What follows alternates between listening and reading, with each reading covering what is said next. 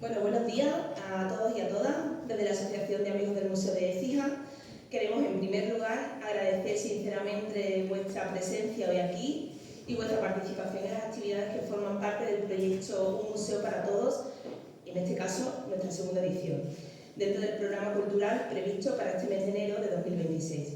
Es muy satisfactorio para nosotros poder contar en esta ocasión con una conferencia tan interesante y sugerente, dedicada a la familia de los Bernuy, marqueses de Benavejí, constructores del palacio que hoy alberga nuestro museo y protagonistas de una de las trayectorias más fascinantes de la historia de nuestra ciudad. Como muchos saben, esta familia representa un ejemplo extraordinario de ascenso social en la España moderna, desde sus orígenes judío-conversos y la persecución inquisitorial sufrida por su linaje en el siglo XV hasta alcanzar la dignidad de grandes de España y convertirse en propietario de uno de los conjuntos palaciegos más destacados de Andalucía. Su historia, estrechamente vinculada a Écija y a la señoría de Benavejí, nos permite comprender mejor los profundos cambios sociales, económicos y culturales de aquella época. Para abordar este apasionante tema, tenemos hoy el honor de contar con don Enrique Soria Mesa, a quien queremos agradecer muy especialmente que haya aceptado nuestra invitación y nos acompañe esta mañana. El profesor Soria Mesa es catedrático de Historia Moderna en la Universidad de Córdoba y está considerado uno de los mayores especialistas en Historia Social de la España moderna, con una amplia y reconocida trayectoria investigadora centrada en la nobleza, la movilidad social, la genealogía y el estudio de los judío-conversos y moriscos. Sus trabajos han contribuido de forma decisiva a renovar nuestra visión sobre cómo se configuraron las élites y cómo familias de origen humilde o converso lograron integrarse en los niveles más altos de la sociedad. Por todo ello, queremos reiterarle nuestro agradecimiento por su generosidad de compartir con nosotros sus conocimientos y por ayudarnos a comprender mejor una parte tan relevante de nuestra historia y de nuestro patrimonio. Sin más, le dejamos con don Enrique Soria Mesa, a quien damos de nuevamente la bienvenida y le deseamos una excelente intervención. Muchísimas gracias.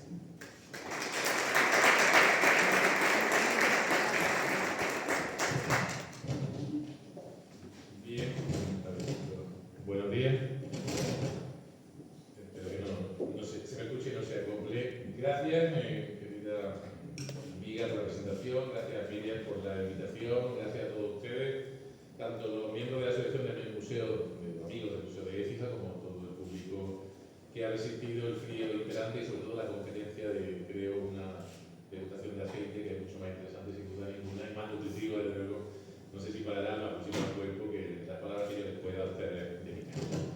Bueno, para mí es un placer estar en Écija, porque ya he venido varias veces de turismo, eso sí, y a esta casa de turismo no conocía este salón de pleno profesionalmente. Y lo es porque desde, me van a permitir unos minutos, voy a tenerme al tiempo para que no se me vaya el santo cielo con el cronómetro, que casi lo voy a inventar, pero dedicar unos minutos iniciales de mi exposición a hablar de por qué me interesa a mí Écija, que no es algo ahora surgido por la invitación, a ver, la invitación viene en buena medida porque he dedicado, si no a Écija, que es algo escrito en relación tangencial con otros temas, pues ¿por qué me ha interesado siempre esta ciudad? Y hablando con uno de mis mejores amigos y discípulos queridos, el profesor Ángel Ruiz Galvez, que está aquí presente, pues desayunando en Écija, porque en Écija hay que venir a desayunar o a tomar el segundo desayuno de los hobbies, y no, porque se come muy bien. Pues estaba charlando explicando un poco por qué me interesaba Écija desde muy antiguo. Y es porque yo, empezando en la Universidad de Granada, de donde yo me formé, aunque lleve ya 30 años en Córdoba, de profesor y mucho ya de catedrático, pues me formé en Granada, donde fui doctor, y trabajando en la élite granadina, que fue uno de mis temas esenciales, y encontrándome de lleno con los judíos conversos, pues estudiando expedientes matrimoniales en el archivo diocesano de Granada, que es muy rico, empezaron a aparecerme gitanos. Empezaron a aparecerme cijanos casándose con su primo de Granada, que eran todos judíos conversos y que tenían una relación desgraciadamente muy cercana, iban a tener, o tenían en ese momento con la Inquisición. Y eso pues me fue haciendo pensar, ¿no? ¿Qué pasaba en esa Écija que yo no conocía y que entonces no había internet ni nada de esto? Claro, pues los archivos estaban más limitados, pero qué estaba pasando en esa época para que tuviera tantísima importancia esa comunidad conversa, de la que no se conocía nada, y sigue sin conocerse nada, pero que había sido tan importante para lo que estaba viendo a nivel documental. Si yo soy algo, soy un animal de archivo y por tanto, pues me interesaba todo lo que aparecía en mi mano y Écija fue quedando siempre como una cosa secundaria, después pasé a Córdoba, pero relevantísima. Y de hecho, ahora, en uno de los proyectos que dirijo de investigación, el último, sobre las transformaciones del sur, del Reino de Córdoba, una vez que se acaba la frontera con Granada, transformaciones sociales, funcionales, pues aprovecharé la ocasión en estos años para terminar un libro que estaba ahí siempre pululando sobre la comunidad judeoconversa del sur, el último gran reducto judaizante que va de Granada a Écija y pasando por la frontera de sitios, el último gran bloque de conversos nacionales, no portugueses, conversos antiguos, condenados por la Inquisición a finales del siglo XVI y principios del XVII, que no se conoce casi nada. Y Écija es una de las piezas claves de eso. Porque, ya termino la introducción, Écija es una ciudad nobiliaria, de las más importantes de España, que están algunos de los linajes más importantes de Andalucía y de España en general. Écija es una ciudad eclesiástica, que les he contado a ustedes con esas maravillas que por fortuna se conservan incólumes, de parroquias que parecen casi, si no catedrales, pues colegiatas la que menos. Pero Écija es una ciudad también judeoconversa, algo de lo que no sabemos nada. Y no sabemos nada porque no se ha estudiado, lógicamente, no se puede estar de todos lados. Pero Écija es una ciudad llena de judeoconversos, muy importante, muy interesante. En un libro que estoy a punto de terminar, vamos, que tengo que mandar en 15 días al editor, que ya me ha amenazado con la muerte casi, si lo mando, pues ya llevo mucho retraso, sobre el origen judío de la nobleza española, dedico un buen trozo a un tema interesante dentro de los capítulos, que es la permanencia de esa herencia judaica, es decir,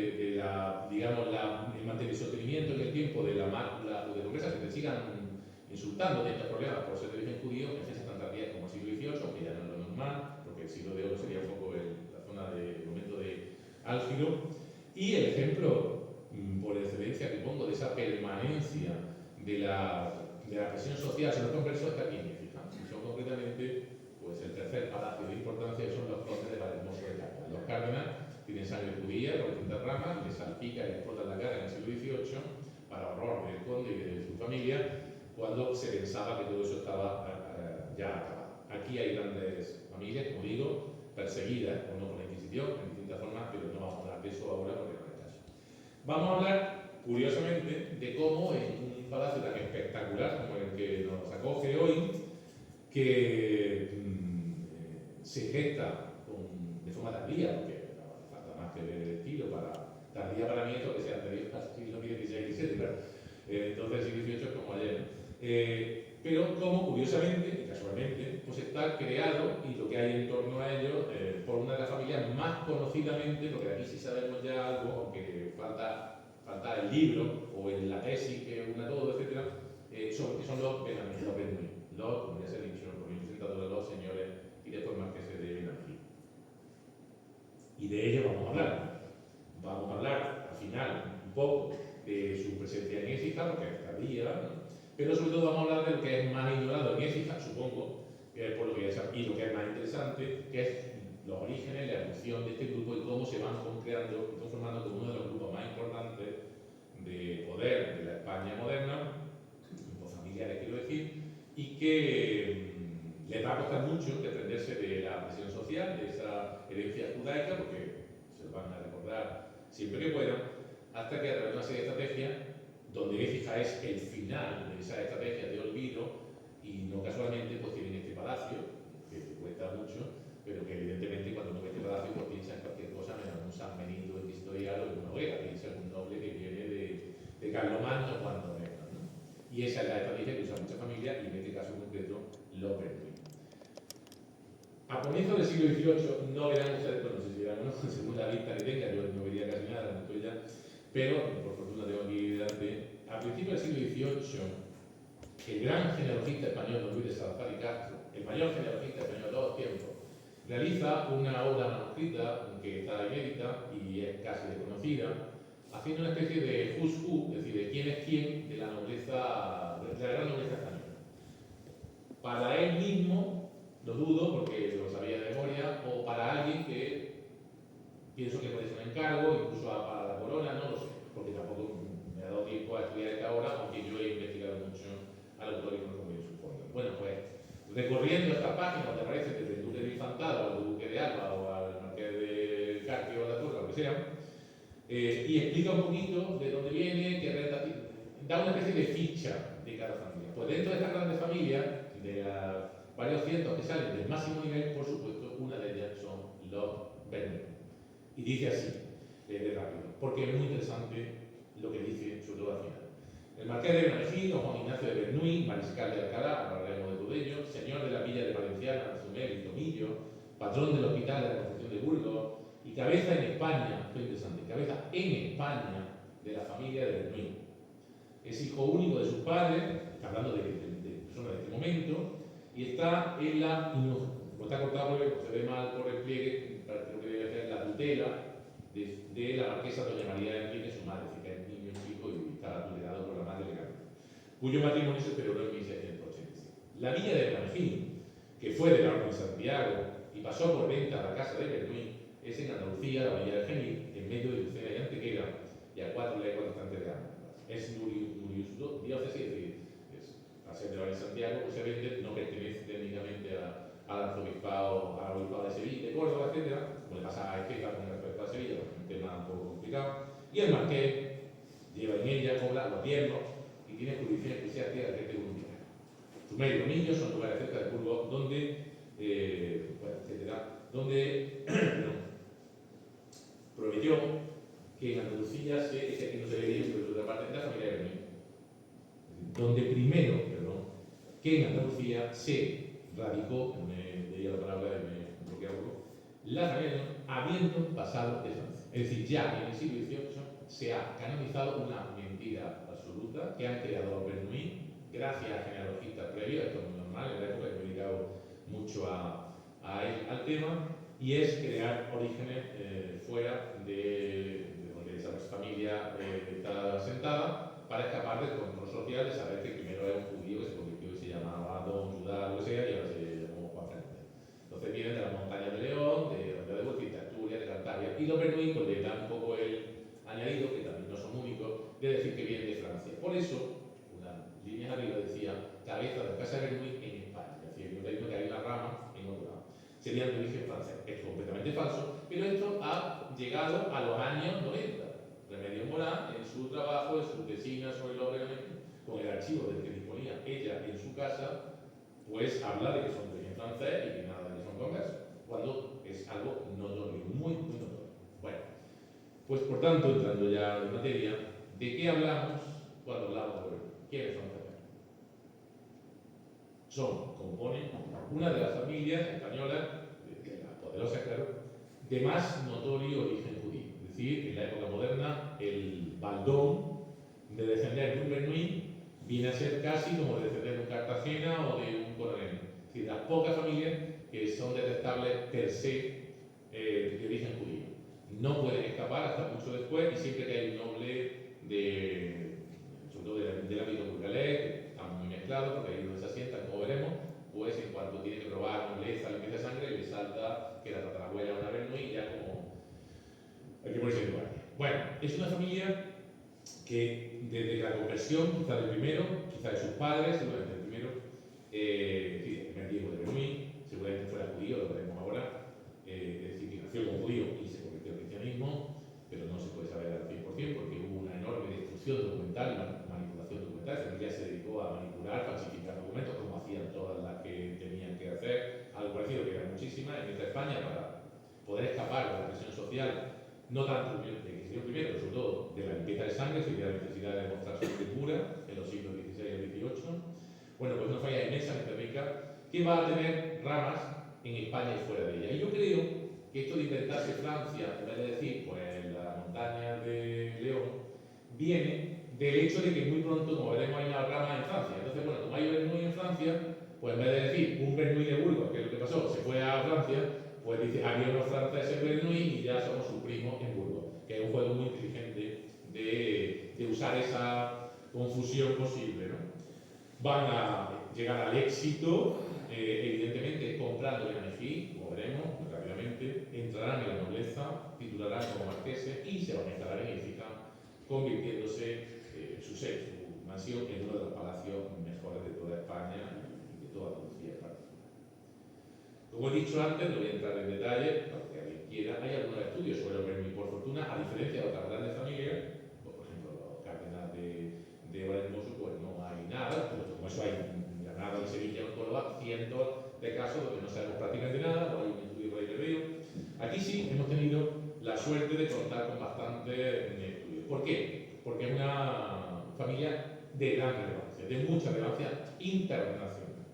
Entonces, desde la tesina de Remedios Morán, que tuvo la suerte de conseguir tener el archivo muy diezmado, pero el archivo señorial de Manejín, a los estudios del profesor Hilario Casado de Historia de Economía en la Universidad de Valladolid, que ha trabajado sobre todo documentación vallesoletana, viendo la parte económica, porque estamos hablando de una auténtica multinacional, es decir, una empresa multinacional, una familia que con sus ramas se tiene por el mundo entero, o media buena parte de él, y tiene una de las grandes, digamos, compañías, una serie de compañías, son muchas, pero bueno, una multinacional, podríamos decir hoy, del más joven. Entonces, claro, un objeto de estudio para la historia de la economía de primer orden. Un discípulo mío, hoy archivo de Madrid, José Antonio Rivas de la Torre, ha hecho trabajos muy interesantes, están en el red, sobre los Benamejí y los Bernuy y Benamejí, y un profesor de historia del arte, su área de Galo, también ha hecho trabajos muy interesantes, dedicado al mundo del arte, pero también con grandes cosas. Y yo mismo, que no me he puesto ahí, no sé por qué, he hecho, porque, algunas cosas porque en mi primer libro, mi tesis, mi tesina fue sobre la venta señorial de Reyonada, pues evidentemente no tocaba a Benamejí, pero sí tocaba Alcalá del Valle, que es un señorío de Reyonada, que fue comprado por los Benamejí. Entonces me interesaron, como digo, desde muy temprano, porque este libro se publicó en 1995, no arranqué los cálculos que me echaré. Bien, el origen de este linaje. El origen es Diego de Bernuy, no sabemos nada más documentadamente, no se puede hoy todavía, y dudo mucho que se pueda encontrar con documentación fehaciente si él era judío de nacimiento o si era ya cristiano, es decir, como se decía en la época, si se bautizó por su propio pie o no, es decir, si él fuese de 3, 4 o de 20 años se fue a la pila bautismal en 1492 cuando expulsan al último judío, o se tiene convertido a sus padres. Yo opino, mi opinión y mi pensamiento íntimo es que es judío de nacimiento porque no tiene padre en ninguna genealogía. Entonces, cuando pasa eso, es que el padre se llamaba pues, Ibrahim y la madre Doña Ora, o sea, eran judíos, murieron judíos, y están enterrados en Rosario, porque los judíos no son objeto de persecución inquisitorial, no entienden de judíos, son entienden de cristianos, malo cristiano para ellos, de origen judío. Entonces, Diego de Bernuy es el primero de su familia, y esto le pasa a otras personas de alto nivel, como Hernando de Zafra, secretario de Iglesia Católica, que es señor de Catriz, que no tiene padre, porque eso significa que no debe de hablar del tema. Y cuando pasa un siglo, pues ya nadie se acuerda, entonces no se inventa. Como ustedes verán ahora mismo, dentro de un ratito, cuando se inventen algo, es ya algo francés, que es un disparate. Y no han puesto a un Juan de Bernuy y a María Bernuy que fueran falsos porque mejor no toca esos temas, aunque hay que sea lo que fuere, como digo, me inclino por un neófito él mismo, el apellido, que nos suena raro, pero es un poco extraño, es, porque no parece conocido aquí, claro, pero un apellido raro, pues se toma, es un topónimo que arranca de una pequeñísima aldea del norte de la provincia de Ávila, Bernuy de Zapardiel, hoy Bernuy-Zapardiel, que bueno, son casi despoblados, pero eso es muy normal tomar apellido, el mismo que yo soy, pues en un momento dado, es decir, este señor se iría a Ávila y tenía el apellido de Bernuy, pues Diego de Bernuy, o el mismo, o sea, además en el bautismo de esa gente pues se ponía lo normal, Sánchez Pérez López, o el padrino usaban el apellido del padrino, también hacen igual. En cualquier caso, nacido o no, va a darse siempre como natural de Ávila y desde luego vecino al principio. Va a ser un rico mercader, se va a entender rapidísimo, como hay un artículo sobre su figura que dice un mercader no de lanas, porque en Burgos, que es donde está la gran comunidad mercantil de España en esta fase, en el corazón y cabeza de Castilla, Burgos, su lema histórico centenario es Caput Castilla, es la cabeza de Castilla, bueno, pues Burgos está dominado por una comunidad judeoconversa impresionantemente rica, muy antigua, de gente ya mucho más ilustre que estos Bernuy, que son apenas pues son gente que se han convertido en 1391 o en 1410, y que ya llevan un siglo de recorrido casi, o sin casi, y que por tanto van a estar mucho más ennoblecidos aparentemente. Entonces los Bernuy se van a meter, gracias a su riqueza, dentro de ese grupo, todos conversos del momento. Familias que tienen redes, y lo que harán los Bernuy, invitarnos, que van desde Londres a Amberes, todavía no existe Ámsterdam, todavía Ámsterdam no es nada, pero Amberes es el gran centro, en Brujas, en Manila, en Bruselas, en Lavre, en La Rochelle, en Rouen, en otros sitios de Francia, de lo que hoy es Bélgica, de lo que después, por ejemplo, será Holanda, o Países Bajos menor, y incluso de Inglaterra, ¿no? Y cuando América se descubra, pues todas estas grandes familias de Burgos tendrán su sede, sus ramas grandes en Sevilla, y de Sevilla, en Lima, en Quito y sobre todo en México, ¿no? Y son grandes familias mercantiles, porque en el antiguo régimen las grandes empresas económicas familiares son familiares. Y si no son familiares al principio, cuando le va bien a los socios, se casan uno con la hija del otro, con la hermana, es decir, porque los lazos familiares para ellos son clave hasta el siglo XVIII. Entonces, en las grandes empresas, que hay algunas, literalmente, que tienen su sede, y no son de España, pero en Génova, un factor en Cartagena, otro en Alicante, otro en Granada y uno en Lima. Eso es normal. Y el factor es el cuñado del primo, el otro es el primo segundo, el otro es el hermano, y se van así durante siglos, y esto ya lo inventaron, si acaso lo inventaron ellos, los italianos en el siglo XIV, con ramales, y en el XIII y antes, en París o en Londres, las compañías que estaban en Lucca, Pisa, Siena o en Florencia, por decirlo así. Entonces, lo que no iban a hacer igual. Y todos se dedican a la lana, porque la lana es el equivalente a un mineral estratégico, como sería el oro, la plata, o el petróleo, el uranio. Es decir, la lana entonces es la clave de la industria textil. Y la industria textil es la clave de toda la industria. Entonces, todo el ganado va hacia Burgos, del norte de media España, allí se canaliza y se manda la lana a las grandes industrias de los países de Flandes, de Benelux, etcétera, de Francia, etcétera. Bueno, pues los Bernuy, aunque trabajan con todo lo que pillan, se centran en el pastel, sobre todo en un colorante, en un elemento para teñir, que va a ser un elemento, no vamos a entrar en detalle, pero que le va a dar mucho beneficio. ¿Cuál será el problema? Porque este personaje, en cuanto haga 4 cosas que le recuerden a lo que toda su vida ha hecho su padre, su madre, su tío, su primo o él mismo, pues va a ser condenado por judaizante, porque mantiene la fe de Moisés, la fe del judío, que es la que nació y desde luego la que se han movido sus padres, como digo, y todo su entorno familiar. Y por tanto va a ser condenado por la Inquisición y parece que quemado, lo cual tampoco es raro, pero no sabemos si quemado vivo, si quemado algo que hace la Inquisición, que es quemar los huesos, que es más frecuente, que es más posible que pase esto,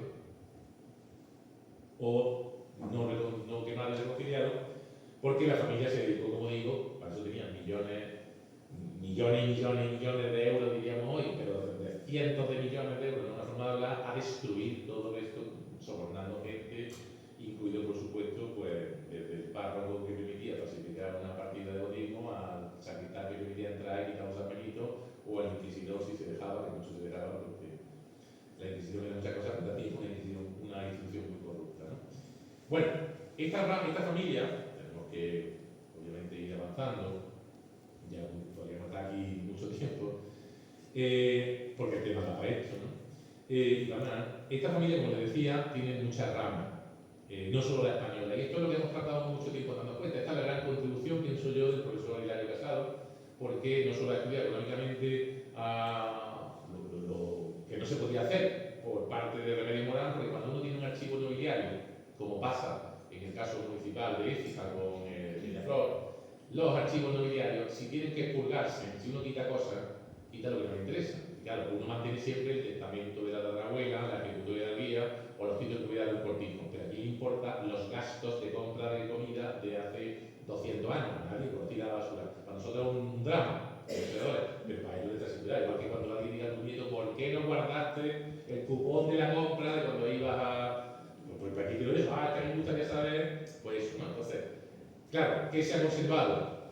Fuera del archivo señorial se ha conservado documentación a patadas en el archivo de la Gacha de Valladolid de pleitos económicos. He creado una compañía para trabajar con Bruselas y comprar y vender, el otro me ha engañado, o yo pienso que me quedo, o no hemos repartido, se ha muerto mi socio, la vida que... Entonces, eso genera que incluso haya hasta libros de cuentas, y que eso es un sueño, unos libros de contabilidad, de préstamos, que eso queda poquísimo en el mundo, porque se han perdido, claro. Y eso, mi bisabuelo libro de contabilidad de lo que se gastaba, como digo. Pero en los créditos se incorporaba. Entonces, claro, tenemos muchísima información de, bueno, pues Hilario Casado ha conseguido demostrar en algunos trabajos pues, la existencia de esta rama en Londres, en Amberes o en el campo y, por supuesto, la que nos interesa a nosotros en Burgos. Y una de esas ramas, la más interesante, aparte de Burgos, es la que tienen ustedes aquí en dos imágenes, que es la de Toulouse. En Toulouse existe un Palacio Bernuy, un hotel, como llaman los franceses a los casoplones, diríamos nosotros, los palacios, o los palacetes, todavía muy bien conservado y todavía con decoración de la época muy bien mantenida. Y aquí tienen ustedes un retrato de uno de ellos, uno de estos Bernuy, ya afrancesado, no se nota tanto porque está escrito en latín, bueno, no sé si ustedes ven algo, pero yo lo veré, pero Jean de Bernuy, es decir, uno de estos ya convertido un señor francés, con su chateau y sus posesiones, y la familia mantiene la unidad de todas estas ramas que siguen relacionándose entre sí hasta que se produce el gran drama internacional que rompe, le pasa lo mismo a otra familia burgalesa muy rica, numerosa, como los Quintanadueñas, que tienen su drama, los Quintanaduán, o sea, esto pasa mucho cuando llega el gran drama europeo, que es las guerras de religión, la reforma. Claro, tu primo, ahora de pronto resulta que tu primo, tu sobrino, se convierte al luteranismo y el otro en vez se pasa al calvinismo, entonces ya la familia se rompe, porque claro, es irreconciliable el catolicismo centrado con el luteranismo.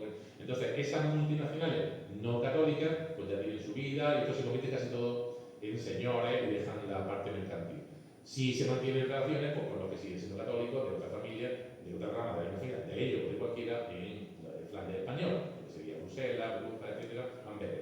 Bueno, pues nos vamos a centrar, obviamente, en la que nos interesa, que además es la más importante de todas, que es la radicada en Burgos, que es este Diego que empieza a moverse hacia el centro neurálgico de España, el corazón económico de la monarquía en el siglo XVI, junto con Sevilla, que por supuesto tendrán enormes intereses, que es Burgos. En la primera mitad del XVI, Burgos todavía es florecentísimo, después empezará a declinar y ya Sevilla se convertirá en el. Y es muy interesante, en gran sustituto, y es muy interesante que la familia Bernuy acabe de Burgos bajando hacia un árbitro meridional y acabando recalando en Écija. Es decir, estamos moviéndonos también, sea quizá casualidad o sea consecuencia, pues acompasando las transformaciones económicas que se están dando en la monarquía hispánica. Que no se nos olvide que la monarquía hispánica, conviene recordarlo, bueno, conviene decirlo, porque no es que hemos tenido la leyenda autoinfligida de que esto es un país de nobles clérigos aburridos, pero la primera potencia comercial del mundo en el siglo XVI era España. Es decir, que eso de que los comerciantes eran extranjeros, eso después. La dependencia del comercio exterior, de la producción, pero en el siglo XVI la potencia mercantil primera es la monarquía española. Por tanto, estamos hablando de que es una familia que están activamente participando, no después, pues, ya ennoblecida y dedicada, que lo harán los Bernuy cuando cambie el ciclo económico, como tanto ahora. Bueno, pues este Diego de Bernuy I, si está en Burgos, le sucede su hijo, que es uno de los problemas, que empiezan a llamarse iguales, entonces hay veces que hay que estar mirando cuando se murió uno para ver si es el padre y el hijo el que hace tal o cual operación, eso también a veces pasa, como otra familia de la nobleza, y el hijo, que llamamos Diego de, bueno, llamo yo Diego de Bernuy II, para entendernos, seguirá todavía, como les digo, en esta fase de concentrar los esfuerzos políticos y económicos en la zona burgalesa, en el corazón de Castilla. Conseguirá por compra un oficio de regidor, es decir, lo que hoy sería un concejal perpetuo, pues ese sistema de gobierno en Castilla es lo normal, y compra, como cualquier familia que quiera prosperar en estos niveles altos, pues lo primero es adquirir un oficio. ¿Qué significa? Pues que tú te colocas en ese momento, imaginen ustedes la época del 17, cuando llega un señor llamado Rodrigo de Ávila, compra, que es un converso de aquí, en el caso concreto, compra un regimiento, o Pablo Dávila, y te encuentras sentado, pero no de concejales como hoy elegidos por el pueblo, sino de un Menestrosa que lleva 200 años sentado en la silla, de otro Menestrosa, de un Aguilar Ponce de León, de un Hostos, de un Zaya, de un Galindo, de un Eraso. Claro, lo normal es que intenten matarte solo por haberte atrevido a sentarte con ellos. Pero si sobrevive, ya no lo de. Después ya viene esta estrategia. Lo siguiente es que tiene una sobrina pobre e incasable, pues yo me caso con ella sin un duro de dote y soy yo que pongo dinero, ya soy, mi hijo es medio Menestrosa, medio Galindo. Ese es el sistema. principio choca, pero después ya. ¿Quién va a las procesiones todos juntos? ¿En un sitio reservado? Los concejales. ¿Quién va a una procesión de tal? Entonces, más que en un espíritu de cuerpo, ya los tablets son de ellos.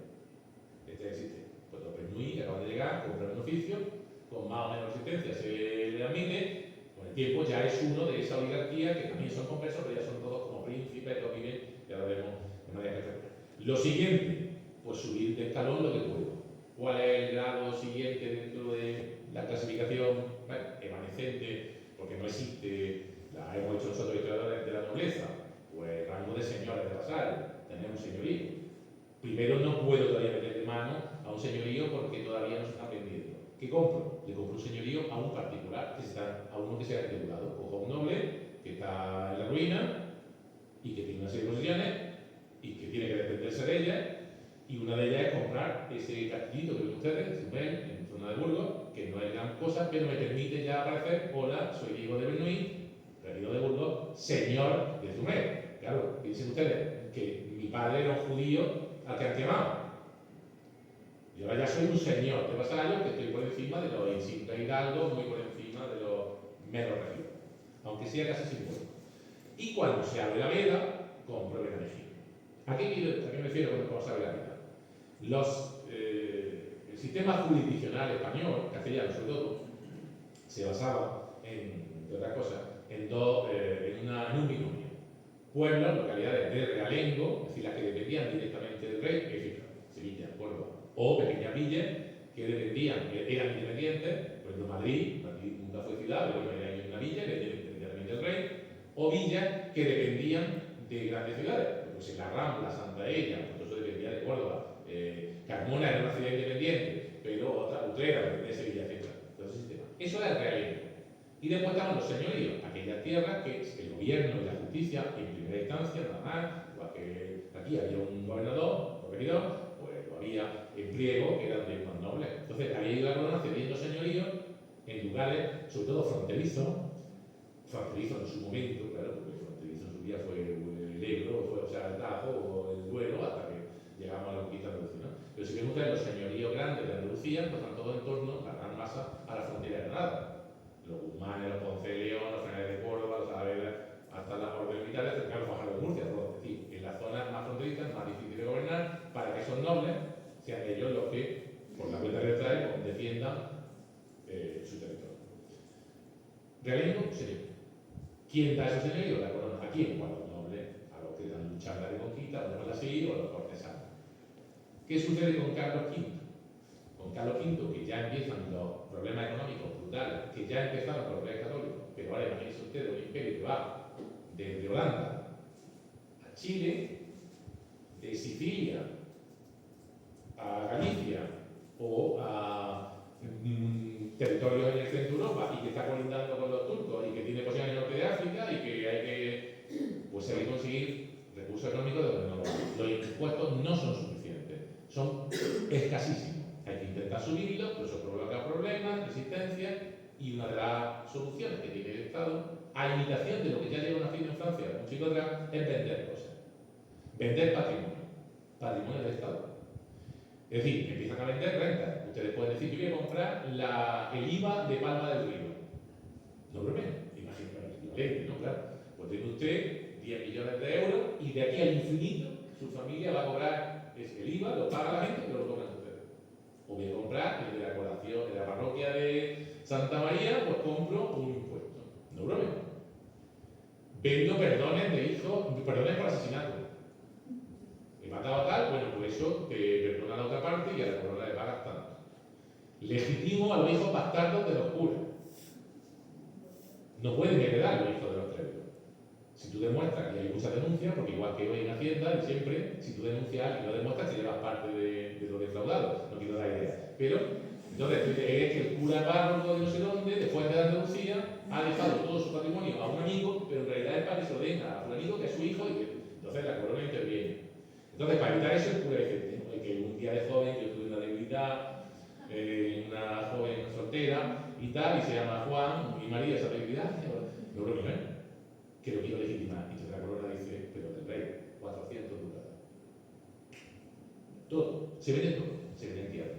Se venden hábitos de orden militar. Si quiere comprar, sea caballero de Santiago, de Carraba, Alcántara, de forma más o menos discreta, porque si no parece simonía, como hay algo eclesiástico, se venden títulos nobiliarios. La mayoría de los títulos nobiliarios que hay en España son vendidos. Abiertas, pues más o menos calladamente. Y en plena subasta, sin ningún problema, se vende en hidalguía, que es lo más monstruoso. Es decir, se supone que la condición de noble viene de luchar con. Privilegio de hidalguía, que pague 4.000 ducados, 6.000 ducados, según el momento, y ya sin ningún pudor se compra señorío. La corona empieza a vender señorío. En un momento dado, algún genio dice: bueno, ¿quién gobierna Benamejí? La Orden de Santiago. Y después el rey. Pues lo quito a Santiago, que el maestro soy yo, y lo vendo en particular. Igual se puede decir: ¿quién gobierna Castro del Río? En Córdoba. Pues Castro del Río, y después abrir la Córdoba, y después yo. Pues si se lo vendo a los marqueses del Río, que pagan una pasta, pues los marqueses del Río ponen a juez, cuando se apelle va, o sea, que es lo mismo, que no, simplemente, entonces, concedo un montón de señoríos, varios miles, no sabemos cuántos, todavía, pero solo para el Reino de Granada, que es una cosa periférica, se vendieron 100, que fue mi primer libro, uno de ellos, como digo, Alcalá del Río, pues Alcalá del Río del Valle, que compran los Bernoulli, pues entonces, todo el que está intentando trepar por la escala social, y los Bernoulli son un ejemplo perfecto, pero no son ni mucho menos únicos, compra un señorío. Porque pasa de ser un particular a un noble, aunque no sea noble. Los tratadistas de la época dicen: ¿se puede ser señor de vasallo, es decir, gobernar a gente y no ser noble? Y dicen: pues se puede, pero no se debe. Pero se puede, claro, porque al comprarlo te convierte en estar solo por debajo de los condes y de los marqueses. El señor de vasallo, el señor de Benamejí, como vamos a ver, el precedente va a ser el marqués, pagando más, claro, en otro pago más o menos subrepticio, como digo, media España. Entonces la corona aprovecha esa demanda para empezar a sacar lentamente al principio, de manera brutal después, empieza con Carlos V, sube con Felipe II y se vuelve ya a la locura con Felipe IV y Carlos II y Felipe V. Hoy sabemos que Felipe V vende, que digamos que no se vendía nada en el siglo XVIII, Felipe V vende, pues menos, yo qué sé, menos la ropa que lleva puesta, porque claro, Felipe V lo que está en juego es la existencia de la dinastía. No perder el Franco Condado, o perder un enclave, perder la guerra y expulsar de España a los Borbones, que están en la guerra de sucesión. Se vende lo que no se puede ustedes imaginar. Bueno, pues en este contexto, por unos cuantos miles de ducados, ya no compra un pequeño castillo a un particular, compra un pueblo entero. ¿Y por qué compra Benamejí? Pues yo imagino, bueno, primero porque uno compra lo que puede, o sea, lo que ponen en subasta, claro, no hay mucho donde elegir. Porque seguramente la casa, que esto es lo que queda por estudiar, es una de las muchas cosas, se está desplazando, la casa, decía, hablamos de Bonilla, la presa, se está desplazando al sur. Y claro, Benamejí le pilla de camino de ese ámbito cordobés, cijano, sevillano y América, de fondo. La gente son, por forma interpuesta o directa, mercaderes con América, claro que viene de ahí, después ellos lo estaban vendiendo en París, por decirlo. Entonces, pagando bastante, compra Benamejí. Benamejí es un despoblado, en la práctica es un castillito, entonces, pues un pueblo, entonces no lo era, que dependía de la Orden de Santiago. La Orden militar, Santiago, la Cabo Alcántara, entonces era un enclave para defender la frontera. Claro, cuando se acaba la frontera, no tiene ningún sentido. La Orden tiene una encomienda, un castillo y poco más. Lo que van a hacer los Bernoulli, que es otro tema, es poblar Benamejí. Si ellos son los creadores del pueblo de Benamejí, trayendo gente, seguramente, algunas la sabemos, otras no, del norte de España, para que revuelven, reparten tierra. Ellos, los que pertenecían a la orden, que no estaban explotadas. ¿Por qué no estaban explotadas? Porque hasta hace poco había sido frontera con Granada. Claro, la agricultura no prospera donde pueden entrar y matarte, igual que no prospera del otro lado de la frontera. Y en cuanto sigan la política de venta, ya sacando pueblos de la dependencia de ciudades, pues comprarán Alcalá del Valle, que está relativamente cerca, y se convierten también en señores. Es decir, están situándose en este entorno. Todavía no viene en Écija, pero ya esto le está interesando y con ese dinero uno se casa como puede. Claro, todo el mundo quiere casarse, como es lógico, con la hija de una duquesa, pero es que la hija de la duquesa es poca y son muy caras. Entonces hay que ir bajando. Entonces, Diego de Nui, recién llegado, seguramente un judío, con el problema, pues a su padre, con su sanbenito, pues Diego de Nui hace lo que puede, que está muy bien. Se casa con alguien, una mujer de rango muy superior, pero que todavía se mueve dentro de esa esfera conversa. Es una conversa de esta familia antigua, hermana de un obispo, que es de Badajoz, que después será de Valencia, que es nada menos que el que hace el gran discurso en las cortes de Carlos V. Su Majestad Carlos V es el encargado, así, hablando de una familia muy bien conectada, porque por esas conexiones con Flandes estaba relacionada con el grupo flamenco antes de que viniera de allí Carlos V, que recuerdan ustedes que nació en Milito en Gante. Bueno, pues son una familia conversa, pero mucho más importante. Están subiendo.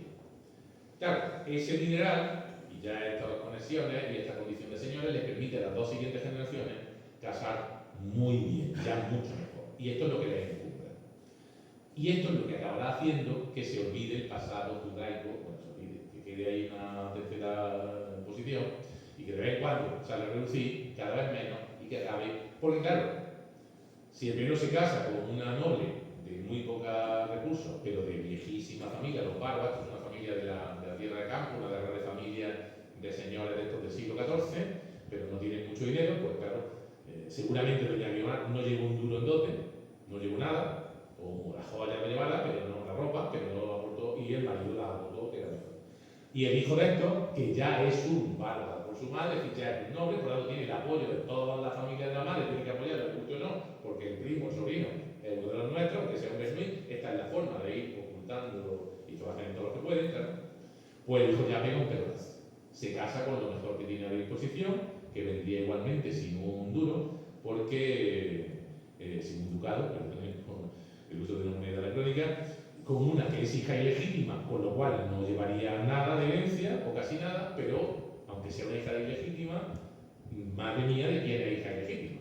Porque esta señora es la medio hermana, que llamaríamos un poco mal, hermanastra, pero bueno, tiene la medio hermana en el técnico, de la famosa princesa Bebo, es decir, de la Cerda, con el parche, la mujer de Ruy Gómez de Silva, que es, si una vez tuvo, que es dudoso, un amigo Felipe II, porque Felipe II no era muy dado que dio las expulsiones, fue Ruy Gómez de Silva, que es su privada, es decir, la persona de confianza absoluta.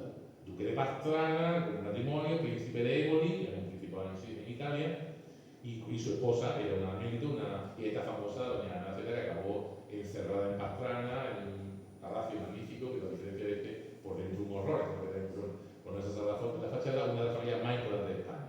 Es decir, se casa con lo mejor que puede a nivel astronómico. Porque esta señora, el padre de ella, el príncipe, es un Mendoza de los del Infantado, y la madre, que tuvo su devaneo siendo quien era, pues hija del duque de Minas, que es lo mejor de España.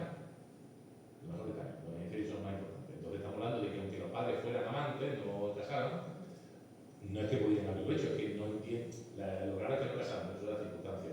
Pero que no es que la madre es una campesina o una condesa, la madre es de la misma nivel o más que el propio padre. Pero claro, esto es un bombón, permítanme la expresión, matrimonial y aunque no aporte un duro, el dinero ya lo traemos nosotros y el negocio aquí es que te conviertes en primo de la autoridad infantil de la Peli, tu hijo, es uno de ellos, y ahí ya se acaban los pares. ¿Quién se atreve a decir que los permisos tal cuando estás diciendo que es primo tercero del duque infantado o primo segundo del duque de Pastrana? Que es el top absoluto de la cúspide social. A partir de aquí empieza desbocada, en estos años y en medio de la carrera de los honores, es decir, el cursus honorum hacia el éxito, hacia el nivel máximo, y llegan al nivel máximo, que es lo fascinante cuando tenemos que entender que muchísimas familias que vienen de la Edad Media documentadamente no llegan a titular, o llegan a titular pero no son ni grandes de España, son familias que se documentan desde el siglo XIII. Porque claro, no tienen el poder económico y por ende, por los casamientos sociales de estos Bernuy. Bernuy creo que es como un ejemplo de muchos, de un hábito, esto es un hábito de Santiago, y de don Diego Bernuy Mendoza, que aunque Mendoza le queda de la abuela, lo usa muy contento con su padre, evidente, aunque la madre sea una quesada también de la familia. Ya les he hablado a ustedes genéricamente el detalle para no entrar en... Bueno, pues pasamos a señores, ya lo hemos visto, que hemos comprado 3 pueblos, Tumel, San Castillo, Benamení y Alcalá del Valle. Felipe II, por dinero, le tiene que hacer título y me imagino a Felipe II resintiéndose, porque sabemos de otra familia de Madrid que también el propio rey, un listado que le dieron de nombre y de título de su mano, hablando del Marqués de la Unión, que es otro converso financiero riquísimo, pone de mano Felipe II. Pone Marqués de la Unión, ¿no? Dice, solo Dios sabe cómo. Pero sí, bueno, Dios no se sabe, pero tú, porque, como diciendo, ¿por qué tuve que hacer a esto por dinero? Pues igual. Pero como el nivel de los Bernoulli es más bajo todavía, no lo hacen conde ni marqués por mucho que paguen. Se inventan una cosa que le da un título muy llamativo, que existe hoy, que existía, pero que es una cosa rara, pero que está hecho para no darle un condado, porque todavía no, un marquesado no puede, y es el mariscalado. Entonces, a los Bernoulli, a partir de 1566, lo que encontrarán ustedes, si ven documentos de algo de Arreo, los mariscales de Alcalá. Es decir, son señores de Alcalá, pues lo hacen mariscales. ¿Qué es un mariscal? Un mariscal es una figura de los ejércitos medievales que en algunos casos se ha ido fosilizando como un título. Igual que tenemos al condestable de Castilla, que ya los condestables son hereditarios, los generales de Velasco, los duques de Frías, o vamos a tener los almirantes de Castilla, los enriques, que se queda como, que son duques de Medina de Río Seco, pero son los almirantes. Como títulos que se han quedado así un poco fosilizados y se transforman como en títulos. Por eso también, aunque más recientemente, todavía existe un título muy curioso, y es que uno puede ser guardia marina, está ahí empezando, y sea a la vez el almirante del mar océano si eres el duque de Veragua, el descendiente de Cristóbal Colón. Ese título de duque de Veragua va unido al de almirante del mar océano, un título. Bueno, pues Felipe II aprovecha que tengo que dar algo porque me lo estás pagando muy bien, porque eso no puedo explicar oficialmente, pero no te voy a hacer con el marqués porque es que me dan ganas de morir de pensar tu abuelo era lo que era. Entonces te hago mariscal de Alcalá. Van a ser ya caballeros de los militares que exigen limpieza de sangre, como ustedes ven aquí, hay que demostrar una genealogía, y el expediente puede ser más gordo, no solo ellos, sino muchos que empiezan a descender de ellos por línea femenina, que por supuesto les voy a ahorrar el detalle. Y no van a ser caballeros de Santiago, ya mucho después, de nuevo pagando, ya cuando se ha olvidado todo, el horror primigenio, digamos, pues consiguen titular como marqueses en 1675, en este caso pagando una vez más como están haciendo todos. Y en el siglo XVIII, tardíamente, pero en el siglo XVIII todavía, en la época moderna, van a ser convertidos en grandes de España. De segunda clase, hay 3 clases de grandes de España, en 1790, y de primera clase en 1815. ¿Esto qué es? Bueno, pero grande de España es una, yo lo estudié bastante, es una distinción que se crea de forma, aunque se diga que hay 1520, eso es mentira, se crea de manera lenta y progresiva cuando empieza a aumentar el número de títulos. Es decir, cuando somos 25 condes y marqueses en Castilla, o 50 en España, pues todo el mundo somos. Pero claro, cuando de 50 pasamos al final del régimen a 2000, pues ya se esconden 2000. Claro, si tenemos en Écija 7, 8, como decía, regidores en la Edad Media y pasamos en el siglo XVII a 60, pues ya no es 2000. Entonces, cuando crece el grupo de títulos, se va creando una élite dentro de la élite, que son los grandes de España. Si tenemos hoy casi 3.000 títulos, pues a lo mejor hay 300 grandes. ¿No? Y ustedes verán cuando veían a la duquesa de Alba, 45 títulos y 18 grandes. O sea, solo de esos 45, solo 18 eran la duquesa de Feliu y que tiene más. Pues 40 y 13, porque todos los duques son grandes, pero los demás, unos poquitos los que quiere el rey en el momento que sea. Bueno, pues eso se acaba pagando. Y como hay que crear un grupo, pues tenemos grandes de primera, que son los grandes antiguos, los de segunda y tercera. ¿Y a qué se dedican toda la época moderna? Que soy de tercera, pero quiero ser de segunda, paga. Quiero ser de segunda, ¿qué voy a decir? Así están entretenidos. Los Benamejí consiguen pasar a grandes de España, en 1790, de segunda clase, y ya contribuyendo a la defensa nacional o lo que quieran poner en el documento de manera fina, pues donando a lo que sea, pues pasan a la primera. Pero bueno, hasta ahí llega. Es una cosa impresionante. Recuerden ustedes que es que el primero lo que más vi. Bueno, y en ese camino, voy avanzando, lo que quiero pasar, vamos a tener, y aquí ya vais concluyendo la discusión, la adquisición de símbolos externos de la nobleza. Fuera de Écija y como veremos después en Écija, ¿no? Es decir, esto se tiene que acompasar, este prestigio que va adquiriendo a base de moneda de plata o de oro, se tiene que ir acompasando de una forma de vida que parezca nobiliaria para que seas aceptado. Una de las cosas para que te acepten en ese cabildo de Burgos primero, o mañana en Sevilla o Córdoba donde estuviera, o quien fuese, es que vivas como uno de ellos. Es decir, que tengas una mansión, que vayas con criados, que tengas esclavos, que vayas con librería, que tengas una heráldica en la puerta, que tenga libros, no hace falta, como no lee nadie, pero bueno, si tiene alguno ahí que adorne, que tenga todos los símbolos de nobleza posible. Una genealogía falsa, ¿no? Y cada uno de los símbolos más visibles, que por lo que me he centrado, porque por fortuna se han conservado, son los escudos heráldicos. Vayan ustedes fuera, cuando terminen, miren a la fachada y vean el escudo. Es un escudo de los más peculiares, porque es un escudo curiosísimo. Normalmente los conversos se ponen flores de lis. Y aquí, por ejemplo, vemos que esto les corresponde por los orenses de la mota, es decir, por la madre, la mujer del que hemos visto. El escudo son los barcos estos que hemos visto y es una cosa llamativa y curiosa, seguramente porque se lo puso el otro pronto y como no tenía ningún pasado, pues se inventó lo primero que quiso y ya a partir de ahí. Pero lo que ven ustedes en color es, no lo verán porque está muy pixelado, es de la red, aunque el libro existe, que es una cofradía, que aparece Diego de Bernuy, uno de ellos, no sé, pero seguramente sea el primero, porque si esto es verdad, no lo que dice, sino que está diciendo rápido, que con todos los demás conversos de Burgos millonarios, este mundo plutocrático de la élite mercantil burgalesa, entran en una cofradía supuestamente nobiliaria y de estatuto de limpia sangre, que lo incumplen completamente, la de Santiago del Caballero, y aquí viene lo interesante, se hacen retratar todos, en el siglo XVI, mercaderes con Burgos y con Flandes y con lo demás, como si fueran caballeros del siglo XV, caballeros de defensa de la frontera. Entonces son un retrato anacrónico maravilloso que además tienen por si faltaba algo, porque este documento es excepcional, es una cosa única en España. Está editado y aparecen con el escudo de armas y el nombre, porque si no nos habríamos encontrado 30 caballeros de Écija del siglo XVIII, imitando con gente luchando contra los moros y a ver quién es quién. No, Diego de Bernuy, y el otro pone Pedro Orense, Juan del Lago, no sé qué. Ahora ya, pues tú, criado del emperador Carlos V, pues se puede.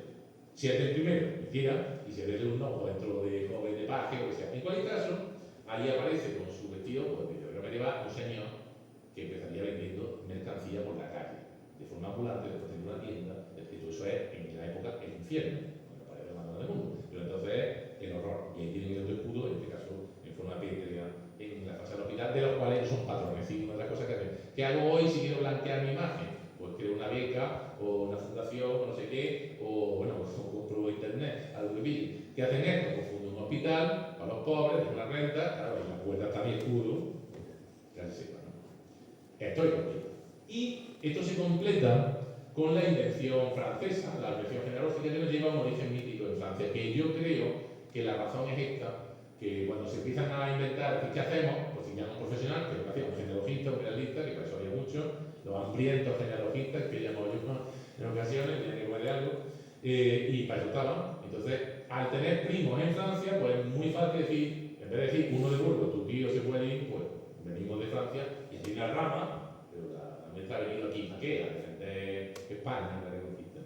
Y fijémonos como este dibujo, una vez más, de un arco genómico de la colección Salazar de Castro, es decir, de mano de Luis Salazar de Castro, dice, en una nota muy graciosa, por eso lo he traído, el escudo típico, muy ingenuo, muy naif, hecho por él, con las barcas, y se dice a sí mismo, porque Salazar de Castro tiene una obra colosal, manuscrita, que se conserva en la Academia de Historia, y que en parte de internet, y he sacado esto porque lo llevo trabajando desde el año, eso sí que era escalofrío, del año 89. Yo era muy joven. En una de estas tablas genealógicas, el autor se pone una nota a sí mismo. Lo que cualquiera en un libro de, oye, o poner, mira, no sé qué te dice, mira, a sí mismo, al autor, mira este apellido en el tomo 2 de la historia de la Casa de Francia, tercera edición, página 6.2. Es decir, se lo creyera o no, allí habrá cualquier cosa que digan de algo y ahí está el antepasado de donde vino o el que estos dicen, ¿no? De una nota para cuando vayas a hacer algo para ellos, sobre todo si te pasas un memoria genealógico, acuérdate de mirar esta obra y que allí hay esta referencia. Claro, y con eso, lo hiciera Salazar uno de ellos hacen un memorial, esto ya lo hace la familia, bueno, por supuesto eso lo encarga a un profesional, en el siglo XVIII, cuando pide la grandeza de España. El memorial se conserva y está digitalizado en Madrid. Y aquí ven ustedes, lo he cortado porque esto sigue para abajo hasta que pide la grandeza de España. Claro, cuando uno pide un título o una grandeza de España, ya les comento, estoy cortando, uno lo que hace es pagar de una forma u otra. Claro, tiene que dar una memorial diciendo por qué me dan. Porque usted, siendo de noble, estoy casado magníficamente, tengo muchos mayorazgos, tengo muchas rentas, he hecho estas cosas, ¿no? Bueno, pues ahí ven ustedes, lo he cortado en Diego de Bernuy, el primero, ¿vale? El primero que apareció, Dice, ven usted de abajo, que fundó en Ávila. Está diciendo que vino de Francia y allí fundó su casa, se estableció allí. ¿Y de quién es hijo? Guillermo Carmain Bernoulli, vizconde de Lautrec, en parte virrey por el rey de Francia en el Rosellón, con su esposa doña Aldonza de Fenollet, tal. Y ya franceses, hasta llegar a por la época de Carlomagno, a un fulgando marqués y conde de Tolosa con Segunda. Por supuesto, todo esto viene tan real como lo que ustedes se pueden estar imaginando, ¿no? Pero esto es como ya se llega a consagrar ese origen que ya es sacerdotal, seguramente porque iba a hacer un memorial. Bueno, ¿y dónde se encumbran? Pues se encumbran, si faltaba algo, aquí, en Écija. Los minutos últimos de esta conferencia va a ser dedicado a esto. Se encumbran a niveles espectaculares, ya olvidado el pasado judaico, ya eso casi no se acuerda nadie, ya saben, ni se acordarían ellos ya, porque se han encargado ellos de ir destruyendo los documentos para su propio hijo y modificando el plan, ¿no? Y por eso llega hasta el día de hoy, que la investigación ha ido haciendo las cosas bien, pues esas cosas de que eran franceses, que era lo que era. Bueno, yo he visto lo que hago en mi vida, son documentos, porque lo veo a diario, en mi casa, lo veo en el archivo. Busca gente más en mi casa por internet, claro, pero todos los días. Yo nunca he visto jamás lo que tienen ustedes en Colombia. Eso está escrito. Lo que tienen ustedes en negrita, digan esto que es, porque después de una partida que busqué para ilustrar esto, de una familia noble de Medellín, no tiene nada de importancia, pero esto que ven ustedes es una partida de bautismo normal, del 99,99999 de partida, así sea el duque o así sea el jornalero. En este caso he puesto una de la nobleza media, por la tenía ya mano, bauticé a fulanito, hijo de don Cristóbal de Córdoba. Eso es lo normal, testigos, partidos. Lo que tienen ustedes al lado, yo he visto primero. Y les puedo asegurar que no. Esto millones en cientos de tipos de archivos. Esto es la partida de bautismo que la reproduzco de, a su vez, el autor Lorenzo de Arevalo, uno de sus trabajos, que la cita, la primera parece que ha desaparecido, es decir, alguien que la ha reportado en su día, y en la partida de bautismo de Fray José Bernoulli, aquí en Écija, del archivo parroquial de San Juan Bautista de Écija, citando el libro y el folio. Lo que ustedes ven aquí en negro, cutre, que es lo normal, es lo que está en medio rodeado de dibujos de escudos de armas en un libro de bautismo. Eso yo no lo he visto ni por una de ni los marqueses de Diego, ni los duques de la Enna, yo he visto nunca. Nunca. No que la partida, lo que ve es, bueno, partidas pues muy elaboradas y añaden más testigos, citan a veces los bisabuelos, en algún caso, Lucena ha visto, pero poner escudos de armas y miniar y pintar esto, tanto una como la otra, una hermana, con esto tiene ustedes alrededor, ¿sí? Con todo el despliegue de la heráldica familiar que están aquí, ahí, claro, Bernoulli, ustedes pues esto lo saben, lo saben. Eso yo no entiendo. Espectacular. Y indica quién eran aquí. Pero no solo van a triunfar ellos, sino sus parientes por línea femenina, es decir, los beduinos son solo ellos. Hasta el siglo XVIII, finales, los beduinos están más o menos controlados en una familia, los propios, ¿no? Y descendientes. Pero hay un matrimonio con una valenciana, una noble, Balda, y a partir de ahí los beduinos y Balda van a ser un montón de hijos e hijas y empiezan a casarse con lo mejor de España, para evitar horrores, y vamos muy mal de tiempo, para no darle a ustedes mucho latazo genealógico. Aquí tiene usted un señor que a mí me parece la misma cara del duque de Alba actual, me parece mucho, y a su hermano. Este señor es un tío de la famosa Cayetana, es el duque de Hija. Lo que pasa es que no tuvo descendencia, entonces heredó su primo hermano, que es el bisabuelo de Cayetana Fillén actual. Es decir, un duque de Hija y hoy el hijo segundo de la princesa Cayetana, que es el duque de Hija, porque Hija está separado de Alba, ¿no? Entre ellos, pues, Conde de Palma del Río, que estaría acá, ¿no? Bueno, pues este señor tiene nada menos, el duque de Hija es una familia más importante, esto es como si estuviéramos hablando de los duques de Alba, los duques de Doña Sidonia, Doña Félix, pues eso, su abuelo es hijano. Es decir, que como este es bastante, y aquí tienen ustedes, pues a ese señor que en ese momento, claro, pues tenía los títulos, pero era un mexicano, por eso lo he marcado ahí, en Écija el rojo. O la línea troncal, los marqueses, que todavía se llaman Bernoulli en ese momento, pues cuando llega Isabel II a su viaje a Córdoba en el año 1862, pues de quien va del brazo es del marqués de Granellí, un señor que vivía en Écija, en Baza. Y luego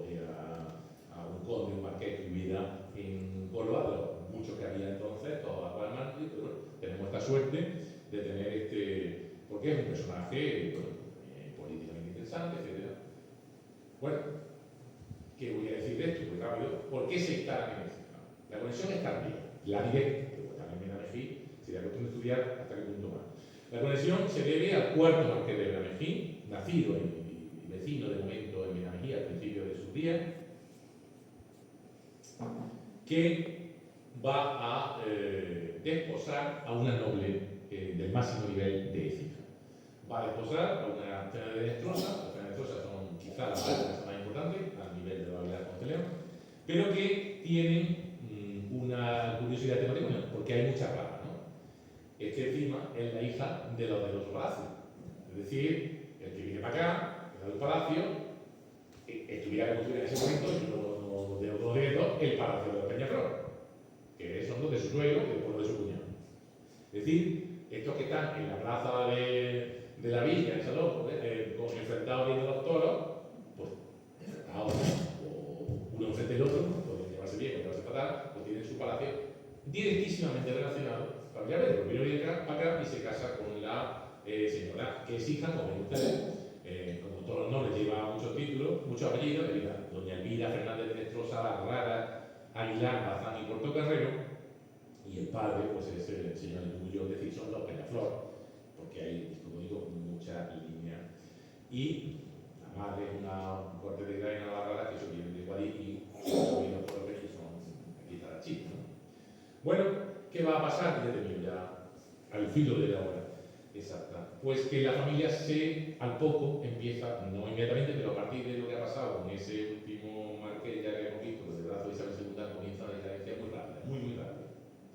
Y vamos a tener, como ya habrá un marqués que va a ser hijo ilegítimo, lo cual en el antiguo no puede, porque no existe ni ilegítimo ni hijo, pero por la Constitución, por fortuna, pero entonces es un problemón a la hora de dar los títulos, que puede ser excluido. Si era un bastardo, está excluido, salvo que el rey que legitime.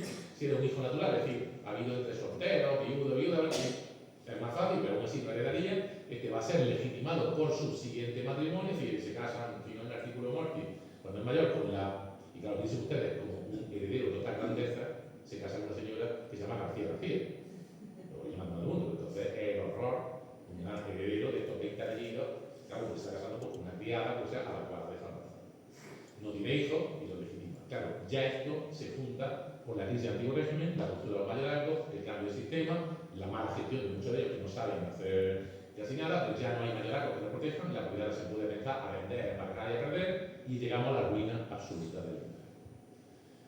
Se extingue la línea masculina, desaparece los Bernuy como baronía y pasa a un pariente cercano, a la familia Castillo, que son muy ilustres aquí en Écija también, son los marqueses de Guarda del Becerro. Los antepasados han ido comprando Guarda del Becerro, que es el mismo, pero estos son de más lustre social, y le viene la conexión porque el nieto del sexto marqués, o sea, la extinción del primo, pues solicita la corona. Y ese título hoy, que ya pilla completamente fuera, nos lleva a los de la lastra, que son más en origen sevillano. Concluyo. Estamos ante una familia espectacular a niveles mundiales. Si lo tienen ustedes aquí, no es solo de Écija, no es solo Castilla o Burgos, no es solo España. Es decir, esto no es por a ustedes halagarles. Si yo estuviera hablando de los Peñaflor, que conozco muy bien, diría que es una familia de gran nivel en Castilla, pero nadie sabía en Bruselas. Esto es el cogollo económico y político del mundo español, que viene a ser el mundo, porque es más grande durante siglos, y tiene usted aquí una joya acompañada de un archivo, en un archivo que sea una joya. Entonces, lo único que yo he querido, correctamente, es poner un poquito en valor la enorme trascendencia de los Bernuy en España y la enorme trascendencia en Écija, donde por fortuna, pues no solo tenemos la fachada, que ya sería para tirar cohetes, sino un palacio participante y una asociación como ustedes, que encima no solo lo cuidan, sino que le ponen. Y para mí ha sido un placer absoluto estar aquí. Muchísimas gracias.